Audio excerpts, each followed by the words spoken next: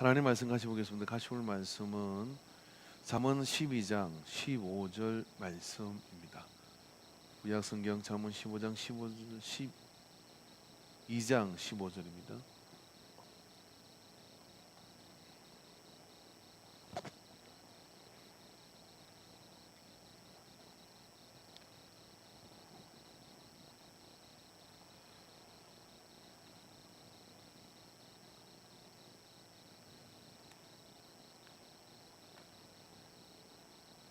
다 말씀을 찾으셨으면 다 같이 한 목소리로 말씀을 같이 봉독하겠습니다. 미련한 자는 자기 행위를 바른 줄로 여기나 지혜로운 자는 긍고를 듣느니라. 아멘. 예, 할렐루야. 예, 주님 은혜 가운데 오후 시간도 함께 하신 것을 감사드립니다. 어른이 된다고 하는 것은 지난번에 말씀을 드린 것처럼 정신이 커지는 걸 어른이라 그래요. 그러니까 얼 빠졌다 그러면 정신이 나갔다 이거거든요. 그러니까 순수 정신이라는 말은 우리나라 말로 얼입니다. 그래서 언이라는 것은 뭐냐면 얼이 정신이 커졌다 이런 얘기죠. 이제 어른이 돼가면서 내가 이제 뭔가 좀 알 것 같고 아는 것 같고 실제로 알기도 하고 그러다 보니까 다른 사람이 뭔 충고를 하거나 이런 이야기들이 듣기 싫습니다. 듣기 싫고 그렇게 하는 것이 뭐 내가 모르는 것도 아닌데 뭐 자꾸 이야기해서 하냐. 근데 그게 심해지다 보면 이제 설교가 긴 거를 싫어해요. 이런 설교가 긴 게 좋아요, 짧은 게 좋아요? 옆구리 훅 치고 들어오죠. 설교를 왜 긴 거 싫어요? 뭐 아는 이야기 계속 왜 자꾸 해서 하냐 이러는 거죠. 이것은 설교는 짧을수록 좋고 할렐루야. 설교는 짧을수록 좋은 것 같습니다. 제가 봐도 그런 것 같아요. 근데 설교가 긴 게 좋다고 생각하는 사람도 세기에 한 번 태어납니다. 그런 사람마저 드물게 이렇게 태어나요. 그죠? 근데 왜 저게 설교를 이렇게 긴 거를 싫어할까요? 우리가 여러분 목사 아니라도 여러분 집에서 애들 데리고 잔소리 많이 하면 아 엄마 설교 좀 그만해 이러잖아요. 난 진짜 목사로서 굉장히 기분이 나빠요. 설교를 그만해라고 그렇게 하느냐. 그게 듣기 싫은 소리는 설교로 이렇게 똑같이 치부되는 거잖아요. 근데 그 모든 뿌리는 뭐가 있냐면 나도 알 만큼 알아. 그런 코미디 프로 보면 아버지 저도 알 거 다 압니다. 아버지 생각에는 아들이 참 무미덥는 거예요. 그래서 야 이놈아 너 이렇게 뭐 이렇게 하니까 아버지 또 머리 딱 크고 이제 알 건 다 알아요. 그렇게 얘기를 하죠. 그런 갈등이 우리 속에 있는 겁니다. 근데 어떤 인생이 더 지혜로울까요? 오늘 성경은 명확하게 말씀하기를 미련한 자는 자기 행위를 바른 줄로 여기나 지혜로운 자는 긍고를 듣느니라. 지혜로운 사람은 특징이 뭐냐면 긍고를 듣는다라고 그렇게 얘기했습니다. 잠언 3장 7절에도 스스로 지혜롭게 여기지 말지어다 여호와를 경외하며 악을 떠날지어다. 스스로 지혜롭다고 생각하고 또 그렇게 생각하면 하나님 말씀을 잘 안 듣는다 얘기죠. 설교를 잘 안 들어요. 사람의 행위가 자기 보기에는 모두 깨끗하다 해도 여호와는 심령을 감찰하시느니라. 잠언 16장 2절. 하나님의 보시기에는 사람의 행위가 자기 보기에는 깨끗해 보여도 하나님의 기준에 되면 문제가 있다 없다? 문제 있어요. 자, 우리 예배당 안에요. 어떤 사람도 하나님의 말씀, 여기 목사를 포함해 가지고 전부 다 하나님의 말씀의 잣대에 갖다 대 가지고 퍼펙트하다, 완벽하다라고 그렇게 들어주는 사람은 성경이 말씀하시는데 없다 그랬습니다. 의인은 없나니 하나도 없다. 그런 거로 나는 잔소리를 좀 듣고 살아야 된다. 시작. 그래서 지혜로운 사람은 어떻습니까? 자기 행위가 문제가 있을 수 있다고 항상 여지를 두죠. 그래서 누가 권고하는 그런 이야기들을 새겨 듣는데 하물며 하나님의 말씀 앞에서는 더 그렇다 이거죠. 잠언 26장 12절에 내가 스스로 지혜롭게 여기는 자를 보느냐 그보다 미련한 자에게 오히려 희망이 있느니라. 와 이렇게 얘기했어요. 자기 스스로가 지혜롭다고 생각하는 사람 보고 있냐? 그러면 그보다 미련한 사람이 더 희망이지 그보다 더 미련한 사람이 없다. 이런 이야기가 잠언의 말씀입니다. 잠언 14장 12절에 어떤 길은 사람이 보기에는 바르나 필경은 사망의 길이니라. 그러니까 사람은 참 눈이 정확하지 않아요. 언젠가 우리가 그 밴드인가 카톡에 누가 사진 하나를 보는데 저는 그게 분홍색으로 보이더라고요. 근데 누구는 연두색으로 보이는 거 신발 하나를 이상한 걸 던져가지고 차 마시다가 똑같이 그 카톡이 와가지고 이게 무슨 색으로 보이냐고 그랬더니 딱 펜이 나눠지더라고요. 한쪽은 똑같은 그림을 보는데 뭐 분홍색이라고 하고 한쪽은 똑같은 그림을 보는데 그게 연두색인가 뭐 그 색으로 말을 하더라고요. 그래서 정말 신기해요. 그래서 싸울 뻔했어요. 어떻게 이게 분홍색이냐? 어떻게 이게 분홍색이 아니냐? 막 그러면서 펜이 완전 나눠준데 심판을 해줄 수가 없어요. 그 그림과 사진을 보낸 사람이 그러라고 보낸 거거든요. 계획대로 되고 있었습니다. 그럼 문제는 뭘까요? 우리가 내 눈이 정확하고 내가 보는 저울이 정확하다고 해도 우리는 온전하게 정확하지 않다 이런 이야기예요. 자, 그럼 그걸 인정하면 우리의 삶에 있어서 굉장히 더 풍성해질 수 있습니다.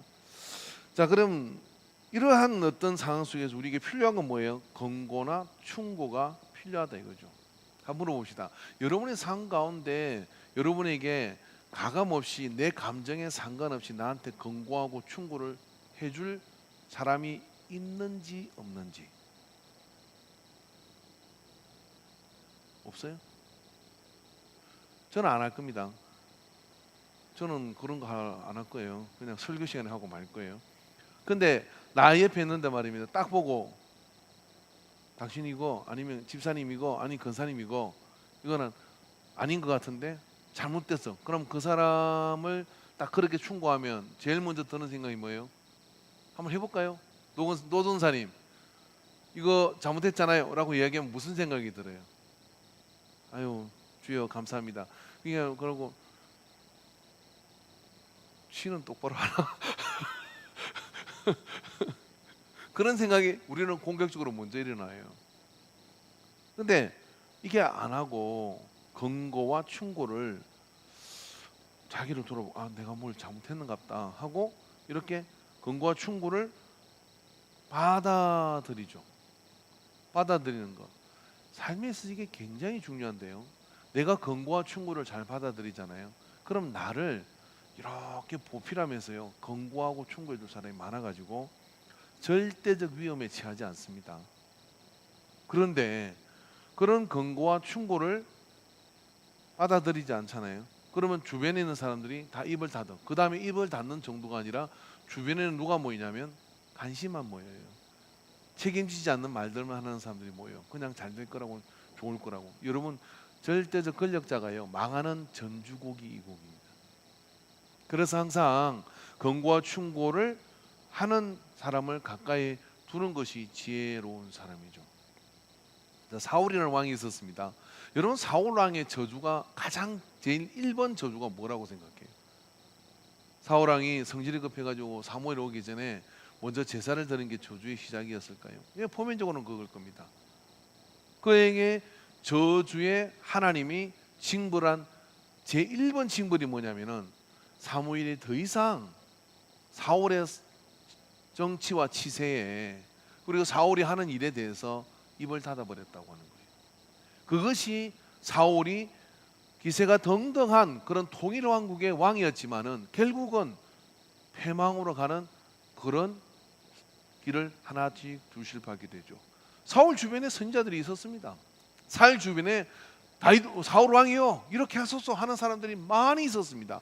그러나 진정으로 그 마음을 가지고 옳고 그름에 대해서 하나님이 주시는 뜻을 선포해 주는 사무엘은 그곳을 멀리 떠나 있게 된 것이죠. 나중에 여러분 사울이 어떡합니까? 자기의 저주의 뿌리가 뭔지를 알았어요. 그래서 신접한 여인을 찾아가서 누구를 부르려 그럽니까? 사무엘이 죽고 없는데 사물의 영을 땅으로부터 불러 올리려고 하는 그런 이상한 짓을 하게 되는 그런 지경에까지 성령의 기름을 모아가지고 하나님의 신에 감동이 돼가지고 그렇게 하나님의 왕으로서 그렇게 쓰임 받았던 사울이 그 지경까지 갔어요. 뭐가 막혀버렸냐면은 권고와 충고를 들을 기가 막힘으로 인해서 그는 스스로 패망의 길에 들어가게 된 거예요. 여러분 우리가 아무리 나이가 들고 아무리 세월이 지나도요 내 주변에 권고와 충고를 드리는 사람이 있으면 우리는 희망이 있는 겁니다. 그러나 그렇지 않으면 자기 행위가 얼마나 틀릴 수 있는지에 대한 가능성을 닫아버렸기 때문에 누구도 검증 불가한 상태에 빠지고 맙니다. 역사상 항우 장사도, 항우라는 장사가 있었는데 이 사람이 정말 대단한 사람이거든요. 그가 망하는 유방과의 싸움에서 패망하게 되는 이유가 오랫동안 아버지 때부터 책사로서 활동하던 그가 이 유방을 경계할 것을 권고해요. 그러나 항우는 그것을 무시합니다. 결국 그는 그 주변에 책사가 없음으로 인해 가지고 권고와 충고를 해줄 진정 어린 그런 어떤 사람이 없음으로 인해 가지고 역사의 뒤안길로 사라지게 됩니다. 여러분, 우리가 옳음에 대한 그런 어떤 기준을 어디서 찾을 수 있겠습니까? 하나님 아버지의 말씀 앞에 우리가 온전히 나 자신을 세워야 될 것이고요. 혹여 여러분 가운데 누가 지나가는데 그렇게 이야기를 하거든, 여러분 그게 옳은 얘기일 수도 있고 틀린 얘기일 수도 있지만 귀담아 들으시고, 또 다른 사람 이야기도 귀담아 들으시고, 그렇게 귀담아 듣고 난 다음에 하나님 앞에 기도하면서 우리가 옳은 선택을 해가는 것, 그것은 참으로 복된 길이라는 사실을 기억하십시오. 자, 여러분, 오늘 우리가 설교를 이렇게 듣고 하나님 말씀 앞에 들을 때 한 주도 그냥 이렇게 흘려보내는 날이 없기를 바랍니다. 지금 당장 저는 여러분의 그런 어떤 설교 노트를 한번 확인해보고 싶어요.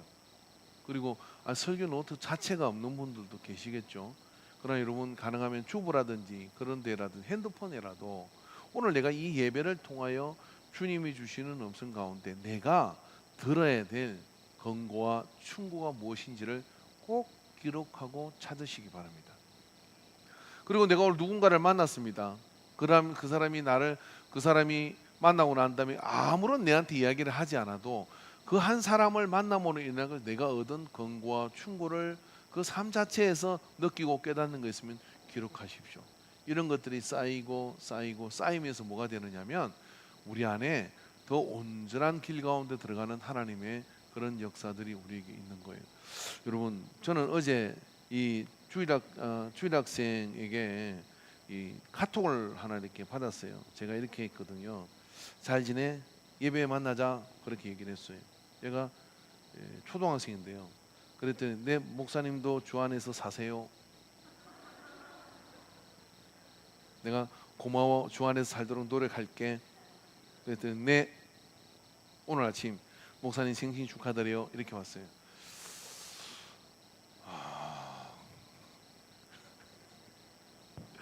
그래서 근데 이 말을 듣는데요, 갑자기 이런 생각이 드는 거예요. 너 주 안에서 사냐? 그런 생각이 들어요. 저는 정말 감동이었습니다. 얘가 앞으로 목사가 될란 같다.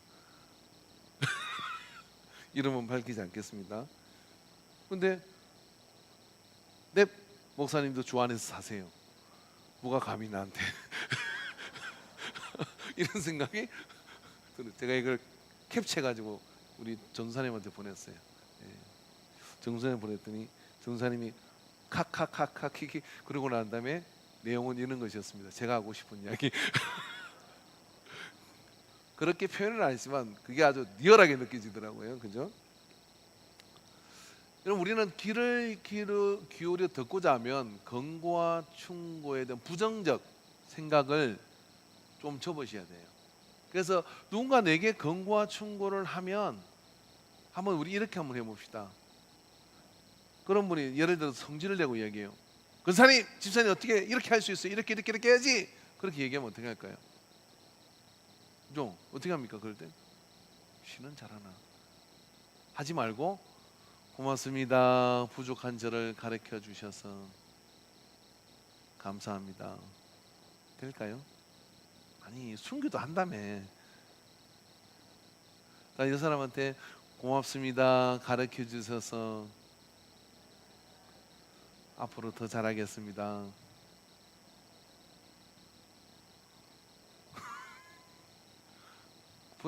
불합리합니다.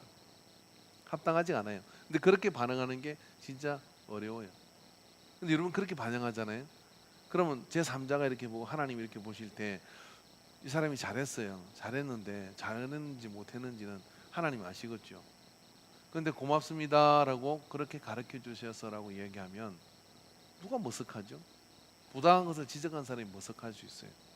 그런데 나는 다시 한번 내가 한 것과 내가 한 행위를 되돌아봄으로 인해서 더 온전해지는 겁니다. 그래서 지적질을 하는 사람은 자기 반성이 없어요. 내가 옳으니까. 그래서 교회 안에서 누가 제일 변화되지 않을까요? 목사가 제일 변화되지 않아요. 맨날 지적질을 하잖아요. 누가 나한테 주 안에서 사세요 이런 이야기를, 만약에 이 앞에 있는 우리 근사님 누구 하나가 문자를 목사님 주 안에서 사세요 이렇게 보내면 싸우자는 것 아닙니까? 근데 저도 그렇게 보내야죠. 고맙습니다. 주 안에서 살도록 노력하겠습니다 하고 보낼 태도를 가지게 될 때 자문이 말하는, 너희가 세상에 미련한 자를 보느냐, 자기가 옳다고 생각하고 자기가 지혜롭다고 생각하는 사람은 정말 미련한 사람이고 그보다 못한 사람이 훨씬 더 희망이 있다.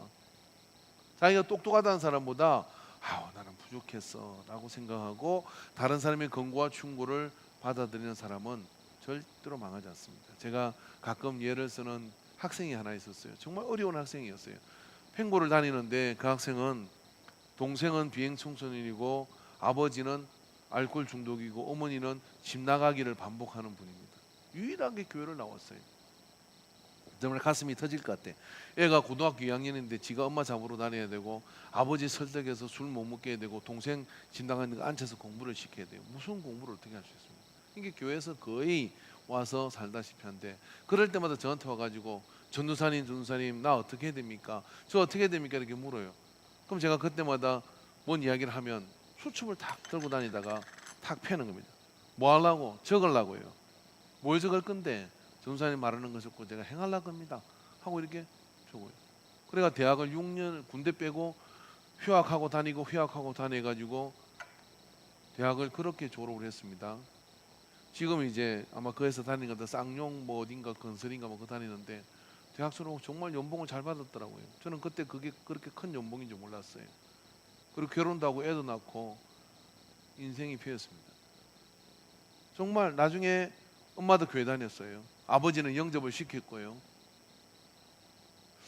권고와 충고를 사모하는 사람은요, 인생에 있어서 의인의 길이 돋는 햇빛같이 점점 밝아집니다. 그러나 자기가 지혜롭다고 생각하고 권고와 충고를 잘 받아들이지 않는 사람, 심지어는 정말 간이 큰 것은 뭐냐면 하나님의 말씀을 선포하는 설교 시간에, 예배 시간에 귀 기울여 듣지 않는 것은요 어마어마한 어리석음입니다. 왜 그러냐면 시간 들여 돈 들여 이곳에 있는 거잖아요.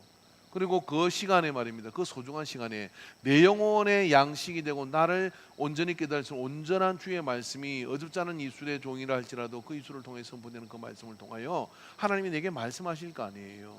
근데 그 시간을 놓쳐버리는 것은 어디 가서 어떻게 그거를 말을 해야 되죠? 그런 미련함이 어디에 있겠습니까? 그래서 성경은 자기가 지혜롭다고 생각하는 사람은 정말 불행한 사람이고 망하는 지름길이라고 우리에게 이야기해 주고 있는 겁니다. 인생은 어느 날 갑자기 어려운 일이 닥치는 게 아니라 내게 수도 없이 이야기한 많은 그런 권고와 충고를 내가 무시한 결과물이 우리에게 거대한 괴물이 되어서 다가오는 겁니다. 그러나 권고와 충고를 대비하고 그런 것들을 준비한 사람은요, 어떤 어려움 속에서도 그 어려움들을 오히려 기회를 삼아가지고 그 등에 올라타서 역사를 이루며 갈 수가 있습니다. 준비한 사람의 위력이죠. 여러분, 세상은 참 권고와 충고가 참 많습니다. IMF가 터졌을 때 그 외국의 어떤 경제 전문가가 와가지고 여자분인데 이런 이야기를 하더라고요. 그 우리나라의 어떤 경제에 대한 어떤 그런 이야기들을 하면서 인터뷰를 했던 장면이 기억이 나는데, 이렇게 많은 대책을 가지고 있는 것도 드문 일입니다. 그러나 그 대책을 시행할 의지가 없습니다라고, 그런 것이 그분의 어떤 그 평가였어요. 참 아픈 일이었습니다. 오늘 우리에게 말입니다, 역사도 그렇고 사회도 그렇고 여러분의 가문도 그렇고요, 하나님의 말씀처럼 온전한 것은 없습니다. 하나님 말씀 앞에 우리가 날마다 서야 될 이유는 이것이 현찰이고 현실이기 때문에 그렇습니다. 그래서 하나님 말씀을 통하여 날마다 잔소리 듣고 권고 듣는 것을 사모하시기 바랍니다. 그래서 하나님 말씀은 어차피 아픈 거예요. 따뜻하거나 부드러운 것보다는 아픈 거입니다. 왜 아프냐? 그것이 나를 치료해야 되기 때문에 그래요. 어떤 목사님이 이런 이야기를 하더라고요. 나는 말씀이 정이라고 생각을 한다. 그래서 성도들을 매주마다 정으로 쪼개낸다는 거예요. 아프죠? 때리죠. 이거 맞는데 망치지 소리가 들리고 정이 바위를 때리면 어떻습니까? 그 안에 꽂히는 소리가 나잖아요. 근데 어떻게 됩니까? 그 정의 정지를 통해서 어떻게 됩니까? 그것이 불순물들이 떨어져 나가면서 아름다운 조각이 만들어지는 거죠. 근데 그것이 불편하고 힘들다고 해서 내가 그런 것들의 길을 닫아버리면 그냥 바위 덩어리 하나로 자연스럽게 남아있는 것 뿐입니다. 그러나 그 조각가의 손길을 통해서 말씀의 정의 쪼개물 방아들 때 그 속에서 우리는 하나님 만드시는 위대한 작품이 될 수가 있습니다. 인생을 승리하려고 그러면 5명의 주변의 사람이 필요하다 그래요. 내 감정에 같이 공감해서 동행해 주는 사람, 또 그런 어떤 의지를 가지고 나를 끝까지 이뤄줄 수 있는 사람. 그 중에 한 사람이 누구냐면은 모세에게 그렇게 5명의 사람이 포진하고 있었는데 한 명이 누구냐? 미디안과 같은 사람. 미디안과 같은 사람도 있어야 되지만은 이드로와 같은 사람도 있어야 됐던 것이죠. 모세가 한계에 부딪혔는데 하나님하고 위치해서 모세가 하나님과 가장 가까운 사람이잖아요. 내 종 모세는 너희들과 다르다고 얘기했어요. 그런데 장인 이드로가 와가지고 이렇게 얘기했습니다. 가만히 보니까 사이가 하는 일이 합당하지 않은 거예요. 그래서 뭐라고 얘기했습니까? 네가 하는 일이 악하다까지 얘기를 했어요. 그렇게 악하다라고까지 얘기를 했습니다. 그러니까 장인이 한 소리를 아주 그냥 대단하게 한 거예요. 근데 누구도 모세한테 그런 말을 하기 어렵습니다. 이런 모세는 여러분, 모세가 지적을 받으면요 자기가 한 번도 그것에 대해서 대항을 해본 적이 없어요. 미리암이 그렇게 이방 여자 아프리카 여자하고 결혼하려고 하는 그런 어떤 일을 하려고 할 때도 이야기했지만 모세는 가만히 있었습니다. 하나님께서 교통 정리를 했죠. 그런 모세가 그렇게 얘기하는데 장인 이도로가 그렇게 말할 때 얼마든지 말할 수 있죠. 장인 이도로는 하나님 앞에서 어떻게 생각하면 신실한 하나님의 사람이라고 여러 가지 나와 있는 증거가 없잖아요. 장인 가만히 계십시오. 제가 하나님하고 다 통하고 있습니다. 제게는 그런 신적 능력이 있습니다. 할 수 있잖아요. 근데 이도로의 말에 모세는 어떻게 해야 되는지를 묻죠. 그래서 백부장, 55장 그렇게 중간에 지혜롭고 그런 사람들을 세워서 적은 일은 그 사람들로 판단하게 하고 그리고 거기서 판단되지 않는 것들을 위로 올려서 그렇게 판단하도록 해라. 그래야 이 100만이 넘는 대군을 이끌어 갈 수 있다 하는 지혜를 이드로가 가르쳐 주죠. 그래서 백부장, 55장, 천부장 제도가 그 안에서 이드로의 조직이 만들어지게 되는 거예요. 그래서 광야를 지나는 조직은 이드로의 조직이에요. 그래서 광야를 지나 가나안에 들어와서 12지파로 조직이 편성이 되는 겁니다. 근데 그 조직 편성에 충고를 누가 했냐면 미디안 광야의 족장이었던 장인 이드로가 하나님의 신령한 종인 모세에게 권고를 했다고 하는 거예요.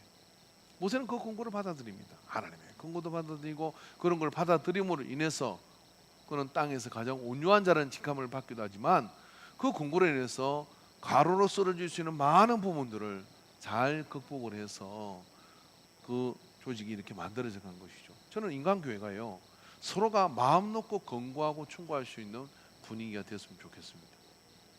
서로가 마음 놓고 권고하고 충고해도 그게 감정적 비화로 가지 않고 그리고 또 그런 것들을 통해서 네가 나 미워하더니 이제 이때라 하고 내가 실수할 때를 기다려 이렇게 하는구나라고 학대 해석하지 않고 아까 얘기한 그렇게 충고해 주어서 너무 감사합니다 하는 그런 마음과 생각으로 서로를 바라볼 수 있으면요 훨씬 그 팀은 강력해집니다.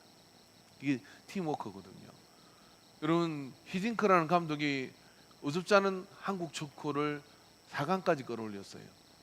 4강까지 끌어올린 비법을 나중에 4강 되고 난 다음에 세미나 같은 걸 했습니다. 시도력에 대해서. 근데 그 사람이 한 이야기 몇 가지가 있어요. 그 중에 한 가지가 뭐냐면 자기가 축구를 보니까요 선후배 시간에 공을 차는데 후배가 좋은 위치에서도 선배한테 공 달라 소리를 못 하는 거예요.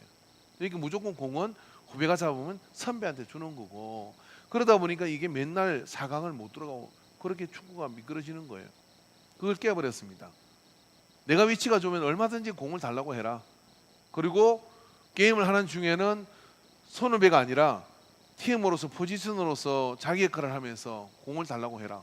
이런 그것이 축구의 패턴을 완전히 바꿔버렸습니다. 그리고 어떻게 됩니까? 한국 축구는 4강에 들어가는 그런 기염을 토하게 돼요. 교회도 역시 마찬가지인 우리가요, 하나님의 나라의 것을 이루기 위해서 사랑 어린 건과 충고를 해야겠죠. 그 사랑 어린 건과 충고하기 어렵지만은, 그러나 애시당초 건과 충고를 서로 할 수 없는 분위기가 되어 있다 그러면요, 아무도 말하지 않음으로 인해 가지고요, 잘못되고 모순되지만은 그것을 계속 가져가는 상황이 발생한다 그러면 고인물은 썩게 되는 것처럼 썩겨지게 됩니다. 성경은 이 건과 충고를 받아들이라고 얘기합니다. 철이 철을 날카롭게 하는 것처럼 서로를 그렇게 일깨우는 일에 우리는 깨어 있어야 된다, 이런 이야기예요. 그러나 다 부탁하는데, 좋은 건과 충고를 하시는 분은 좋은 말투와 부드러운 말투와 사랑 어린 말투와, 아주 품격 있는 말투로 해주시기 바랍니다. 날카롭고 그리고 공격적인 언어를 쓰면 사실 그것을 견딜 수 있는 믿음은 우리 교회 안에 없습니다. 그러나 좋은 말투와 사랑스러운 말투로 하면 여러분 오해 없이 그것을 받아들이고, 그렇게 일깨워줘서 감사합니다 라고 받아들이기 바랍니다. 여러분, 한국 교회 안에서 주기철 목사님이 참 대단하시잖아요. 그 주기철 목사님의 고등학교 은사님이 누구냐면 조만식 장로님입니다. 근데 그분이 평양 장대인 교회는 한국 교회에 있어서 장자교회입니다.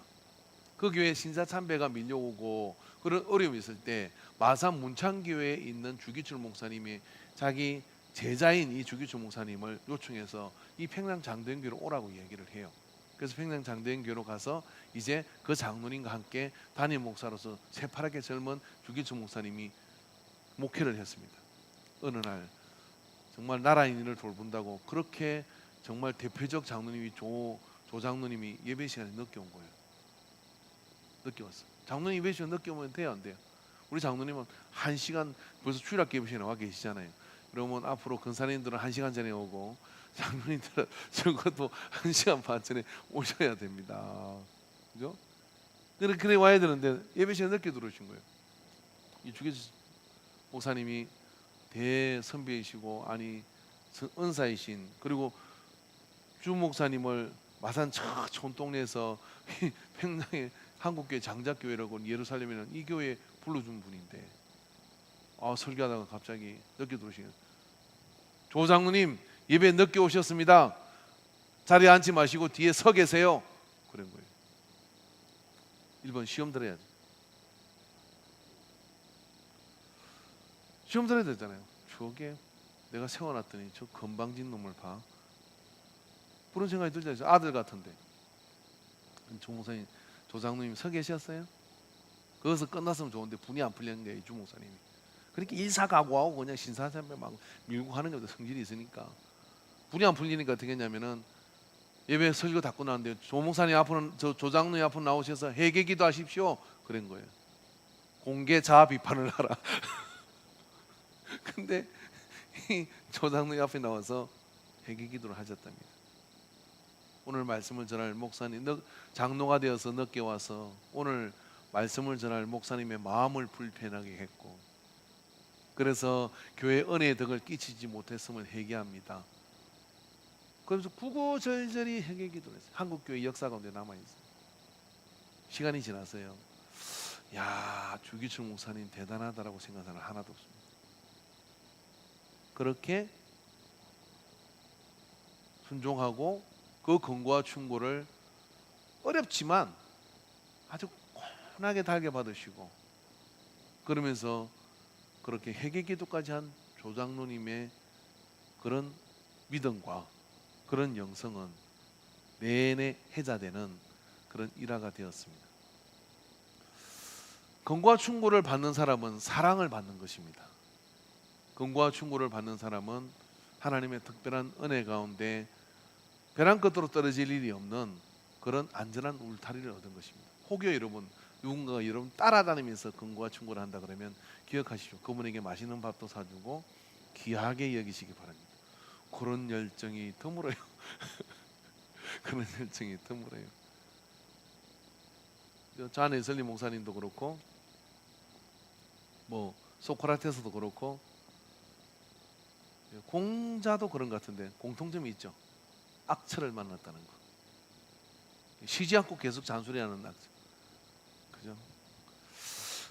근데 그분들이 다 굉장한 일을 해냅니다. 왜냐하면 공부와 충고를 계속하는 사람의 옆에서 그걸 듣고 살았다는 얘기죠. 저는 그렇지 않아서 아직 큰 인물이 못 됐습니다. 근데 그렇게 말하면 우리는 딱 이렇게 얘기하죠. 어떻게 하냐면 그만해라. 시끄럽다. 알았다니까. 그만하면 됐다. 근데 이 사람은 그렇게까지 가지 않습니다. 한번 이야기 안 하면 입을 닫아버려요. 앞으로 계속 잔소리를 부탁합니다. 자, 여러분 오늘 우리에게 주변에 좀 그렇게 권고와 충고를 계속하는 사람들을 다른 시각으로 보고, 특별히 우리가 믿음 안에서는 그런 어떤 부분들에 대해서 심지어는 이렇게 저한테 무슨 좀 충고해 줄 말이 없습니까? 라고 먼저 이렇게 말하는 사람도 있어요. 그런 사람 되게 별로 충고할 거리가 없는 사람이 그렇게 해요. 근데 여러분 충고를 많이 해주고 싶은 사람은 충고할 틈이 없어요. 그냥 이렇게 그냥 그래 충고했다는 대려 막 당할 것 같은 그런 생각이 드는 상태가 되면 서로가 영적 성장을 하기가 어렵습니다. 자, 여러분 우리는 이제 부서가 있고 또 여러 그런 어떤 교사회도 있고 많은 것들이, 그러다 보면 회의도 많이 하고 또 많은 일들을 이렇게 하잖아요. 그렇게 일을 하다 보면 여러분 생각이 다르고 의견이 다르고 그러는데 그 가운데 우리에게 권고와 충고가 서로 그 안에 있을 때 그것을 꼭 부정적인 시각으로 보지 말고 한번 그 속에서 이렇게 잘 받아들이는 그런 분위기가 됐으면 좋겠고요. 또 권고와 충고를 하는 사람은 10번을 생각하고 입을 벌리셔야 됩니다. 비판은 안 됩니다. 사랑 어린 권고가 필요하죠. 이렇게 하면 더 좋을 것 같아요. 그리고 먼저 왜 그렇게 하는지를 먼저 물어보고 그런 다음에 이 방법은 어떨까라고 이렇게 다가가야지, 비켜봐 이렇게 하는 거야. 아무리 그게 옳은 일이라도 받아들이기 어렵습니다. 그래서 권고와 충고에 세련된 그런 기술을 저 여러분이 가지게 되기를 주 여러분 축원합니다. 기도합시다.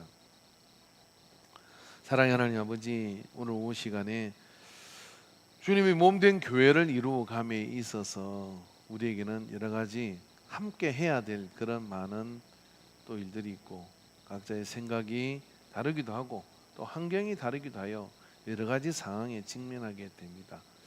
그럴 때마다 우리에게 모사가 없으면 경영을 이룰 수가 없다는 말씀처럼 권고와 충고를 우리 스스로는 달게 받는, 나도 온전하지 않고 내가 완벽하지 않으며 내가 온전한 지혜를 가지고 있지 않음을 언제라도 인정하고 하나님의 인도하심과 그리고 또한 부지 중에 들리는 그 모든 소리 가운데 주님께서 우리에게 하시는 말씀들을 잘 새겨 들어서 새롭게 되는 은혜를 누리도록 우리 모두에게 인도하여 주시옵소서. 이 오후 시간에 주의 말씀이 온전히 우리를 가르쳐 주시옵시고 또한 사람의 입술을 통하여 들리는 그런 많은 소리들도 그 안에 내가 주님의 뜻으로 새겨야 할 것이 없는지 잘 살펴보아 온전함에 도달하는 우리 모두가 되도록 이끌어 주심을 믿습니다. 큰 영광 받아 주옵소서. 모든 영광 받으심을 감사드리며 예수님의 이름으로 기도합니다. 아멘.